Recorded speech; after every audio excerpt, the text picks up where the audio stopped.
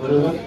बऱ्याच दिवसानंतर आपण सर्वजण या ठिकाणी एकत्र आलोय, बरोबर का?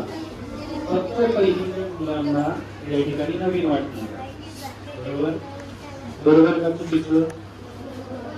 मग त्यांना आपण म्हणू शकतो का त्यांना एक कुतूहल किंवा त्यांना एक भीती आहे, बरोबर? तर तुम्हाला सर्वांना दुसरं काय आहे का? आहे का? मग या ठिकाणी जर तुम्ही सर्वजण एकत्र आला, एवढ्या दिवसानंतर एकत्र आला, तर मग आज आपलं त्याची पॅडे चालू करायची गरज आहे का? ओरडा खायची गरज आहे का? आपण शांत बसलो. आपल्यापेक्षा लहान मुलाचा विना काहीच नाही. त्या अनुषंगाने ते सर्वजण या ठिकाणी नवीन आहेत, बरोबर? त्यांचं कौतुक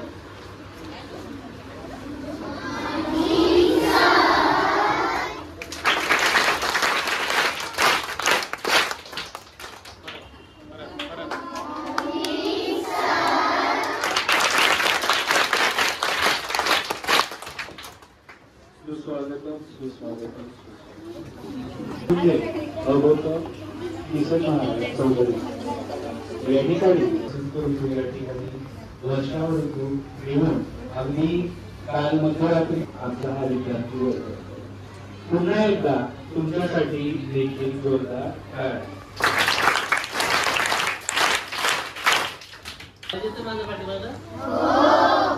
शैक्षणिक वर्ष 2025-26 मध्ये सर्व विद्यार्थ्यांचं या ठिकाणी स्वागत करतो.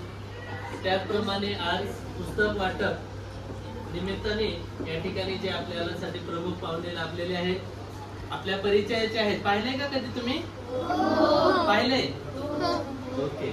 तर ते शिक्षक, त्यानंतर मुख्याध्यापक, त्यानंतर राष्ट्रीय पुरस्कार प्राप्त असे व्यक्तिमत्व असणारे हे प्रमुख पाहुणे आहेत. त्याचप्रमाणे ते समाजामध्ये समाज प्रबोधनाचे कार्य करतात. म्हणजे जे आपले आई वडील आहेत, जे समाजात मोठे घटक आहेत, त्यांना ते मार्गदर्शनाचं काम करतात. वेगवेगळ्या ठिकाणी त्यांचं व्याख्यान आयोजन केलं जातं. त्यांना वेळ नसतो, परंतु आपल्या सरांचे आणि त्यांचे संबंध असल्यामुळे त्यांना फक्त फोन केला की नाही का 10-5 मिनिट आमच्या विद्यार्थ्यांना मार्गदर्शन करा, यासाठी ते या ठिकाणी उपस्थित झालेले आहेत. आणि त्यांनी आताच मला सांगितलं की ज्यावेळेस मी सांगितलं की आज मुलांना मार्गदर्शन करायचं आहे, त्यावेळेस त्यांनी सांगितलं की या मुलांच्या पालकांना आपण सर मार्गदर्शन करू, आणि त्याच्यासाठी ज्यावेळेस तुमचे पालक असतील त्यावेळेस ते या ठिकाणी पालकांना आपल्या मार्गदर्शन करण्यासाठी येणार आहे. तर असे अतिशय हुशार असं व्यक्तिमत्व असणारे सर, कधीही त्यांना वेळ नसतो नाही का. दररोज ते कुठं ना कुठं व्याख्यान देण्यासाठी जातात. जे पालक वर्ग आहे, शाळा असतील, कॉलेज असतील, जे समजा वेगवेगळे संघ असतात, त्या ठिकाणी सुद्धा ते समाज प्रबोधनाचं कार्य करतात. आणि त्यांची ही सेवा अखंड चालू आहे. शाळेत ज्यावेळेस ते होते त्यावेळेस सुद्धा ते उत्कृष्ट असे शिक्षक होते, आणि म्हणूनच त्यांना राष्ट्रपती पुरस्कार प्राप्त झाला होता. आपण बघा, आपल्याला जर शाळेत एखादं बक्षीस मिळालं तर आपल्याला किती आनंद होतो. आणि जे आपले देशाचे राष्ट्रपती आहेत त्यांच्या हस्ते पुरस्कार म्हणजे ही एक साधी गोष्ट नाही. त्यासाठी त्या आपल्या कार्यामध्ये त्यांना अखंड झोकून द्यावं लागतं, आणि त्यावेळेस त्यांना काहीतरी आपल्याला फळ मिळतं. तर असं एक हुशार असे व्यक्तिमत्व असणारे आपल्या कार्यक्रमाचे प्रमुख पाहुणे या ठिकाणी उपस्थित झाले, त्याबद्दल मी त्यांचं या ठिकाणी स्वागत करतो.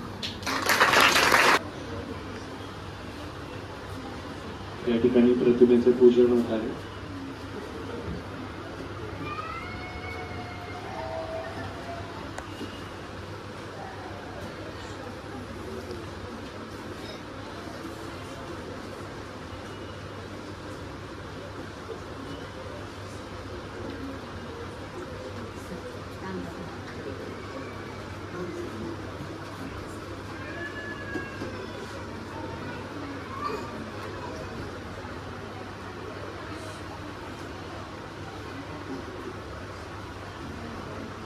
सर्वांनी जोरदार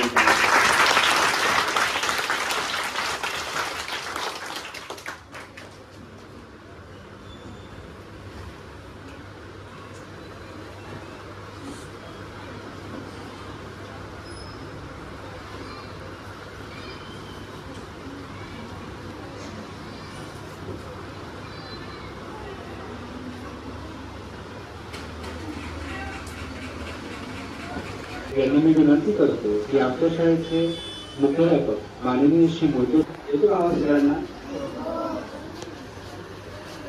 ब्रह्मानंदम परमसुखदम केवलम ज्ञानमुक्ती द्वंद्वातीतं गगन सदृशं तत्त्वमस्या विलक्षणम् एकं नित्यं विमलं निखिलं सर्वधी साक्षीभूतं भावातीतं त्रिगुणरहितं सद्गुरुं तं नमामि.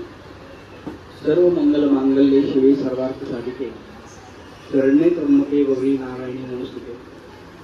वक्रतुंड महाकाय सूर्यकोटि समप्रभ निर्विघ्नं कुरु मे देव सर्वकार्येषु सर्वदा.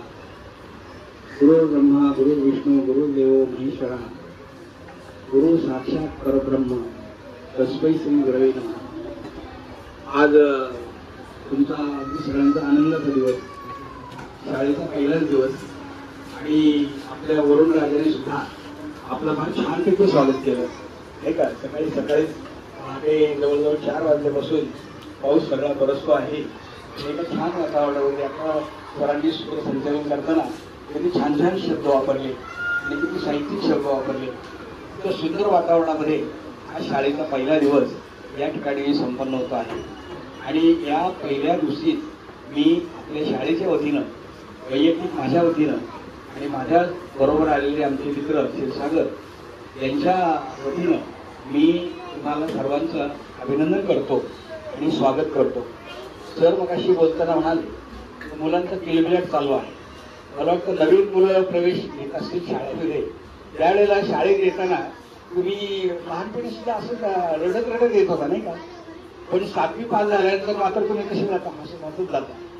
या शाळेने मला खूप चांगलं काही दिलंय नाही का, खूप छान संस्कार दिले आणि त्यातून तुम्ही हे सगळं घेऊन जाणार. आज पहिला दिवस म्हटल्यानंतर काय आनंदाचा दिवस.